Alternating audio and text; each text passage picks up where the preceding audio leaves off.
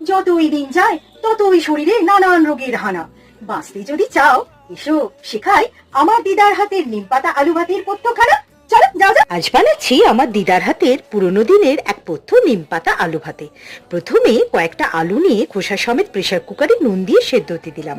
এবার কিছু নিমপাতা জলে ভিজিয়ে মিনিট 5 বাদে জল ঝরিয়ে শুকিয়ে নেব। এবার আলু সেদ্ধ হলে খোসা ছাড়িয়ে নিলাম। তারপর আলু ভালো করে মাখবো স্বাদ মতো নুন দিয়ে। দেখো আলুটা যেন ভালো করে মাখা হয়, একটুও যেন ডালা না থাকে। তারপর আর কি, কড়া চাপিয়ে তাতে সর্ষের তেল আর 1 চামচের মতো ঘি দিয়ে নিমপাতা শুকনো লঙ্কা দিয়ে ভালো করে ভেজে নেব। নিয়ে এবার আলুর মধ্যে ঢেলে ওটা ভালো করে মিহি করে চটকে মেখে নেব। ব্যাস, তারপর আর কি, গরম ভাতের সঙ্গে এই নিমপাতা আলু ভাতে খেতেও যেমন সুস্বাদু আর স্বাস্থ্যের পক্ষে উপকারী। অনেকেই তেতো খাও না, কিন্তু তেতো যেমন স্বাস্থ্যের পক্ষে উপকারী আর স্কিনের জন্যও ভীষণ ভালো। লাজবাব।